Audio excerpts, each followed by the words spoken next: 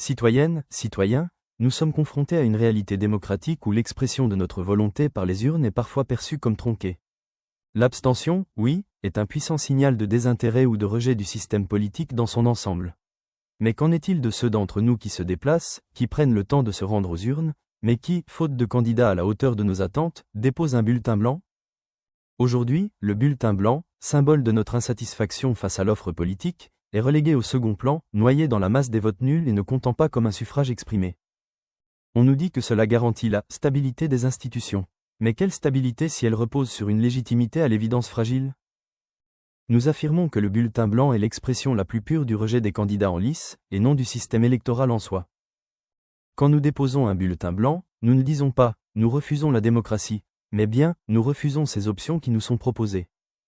C'est un appel clair et net à une offre politique renouvelée, un cri du cœur pour des représentants qui nous ressemblent et nous rassemblent. Il est temps de donner au vote blanc sa juste valeur et de le transformer en un véritable outil démocratique. Voici pourquoi. D'abord, le vote blanc est un non-choix clair et conscient des candidats. Contrairement au bulletin nul, qui peut résulter d'une erreur ou d'une intention peu claire, le bulletin blanc est un acte délibéré. Le bulletin blanc est le choix éclairé de ne pas soutenir un candidat ou une liste, tout en acceptant de participer au processus électoral. Le bulletin blanc est une distinction fondamentale qui doit être reconnue par la loi. Ignorer une majorité de bulletins blancs, c'est ignorer la volonté d'une part significative du corps électoral qui s'est exprimé activement. Ensuite, l'obligation de restauration de la légitimité démocratique. Quelle est la légitimité d'un élu qui, certes, a obtenu la majorité des suffrages exprimés, mais dont le nombre de voix est inférieur à celui des bulletins blancs? Une telle situation révèle un profond malaise et une absence d'adhésion populaire. Une majorité de bulletins blancs doit entraîner l'annulation de l'élection. Cela forcerait les partis politiques à revoir leur stratégie, à proposer des candidats plus en phase avec les attentes des citoyens, et à renouveler en profondeur l'offre politique. C'est un gage de légitimité renforcée pour les futurs élus. Ensuite, l'instauration nécessaire d'une période de transition pour des choix conscients.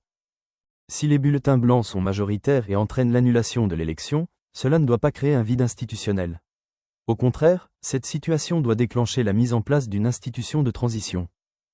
Cette entité, neutre et composée de personnalités indépendantes et reconnues pour leur intégrité, aurait pour mission d'assurer la continuité des affaires de l'État pour une période définie. Son rôle principal serait d'accompagner les électeurs vers des choix plus conscients. Ensuite, il y a nécessité des débats publics renforcés, organisation de débats approfondis sur les enjeux nationaux, sans langue de bois ni propagande dans les cellules de base sociale. Ensuite, il faut une éducation civique et morale accrue. Campagne massive de sensibilisation à l'importance du vote, au programme des candidats et aux responsabilités des élus. Enfin, il faut permettre un processus de sélection des candidats plus inclusif, encourager les partis à ouvrir leur processus de désignation des candidats et à favoriser l'émergence de nouvelles figures. Cette période de transition permettrait de mûrir la réflexion collective et de garantir que la prochaine élection reflète un véritable choix d'adhésion de la part des citoyens.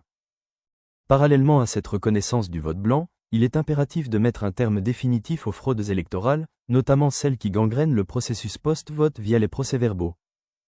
La confiance dans le processus électoral est la pierre angulaire de toute démocratie. Nous exigeons une transparence absolue et inaltérable des procès-verbaux de chaque bureau de vote. Grand besoin de la diffusion immédiate et publique des PV. À la clôture du scrutin et après le dépouillement, le président du bureau de vote doit, en plus de la remise des procès-verbaux aux autorités compétentes, en déposer une copie signée et scellée dans un lieu public et accessible aux citoyens à proximité immédiate du bureau de vote. De plus, une photographie claire de chaque procès-verbal doit être diffusée instantanément sur une page de réseau social dédiée et officielle, clairement intitulée « Résultats des élections présidentielles » du 12 octobre 2025. Cette diffusion numérique doit être accessible à tous, en temps réel.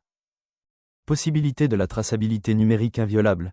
Chaque procès-verbal numérique et physique doit être horodaté et doté d'un numéro d'identification unique. Toute tentative de modification ultérieure des chiffres serait immédiatement détectable par comparaison avec la copie numérique diffusée publiquement. Très grand besoin de surveillance citoyenne renforcée, cette transparence accrue permettrait à chaque citoyen, à chaque observateur, et à chaque parti politique de comparer les résultats affichés localement avec ceux centralisés, identifiant ainsi toute tentative de falsification et renforçant la surveillance citoyenne sur l'ensemble du processus. Citoyens, l'heure est venue de réaffirmer la puissance de notre vote. Le bulletin blanc n'est pas un geste de résignation, mais une affirmation de notre exigence. En l'érigeant en force annulant l'élection en cas de majorité, nous obligerons la classe politique à nous entendre. Et en garantissant la transparence des procès-verbaux, nous reprendrons le contrôle de notre destin démocratique. Agissons pour une démocratie plus juste, plus représentative et plus stable, car fondée sur la confiance et des choix véritablement éclairés.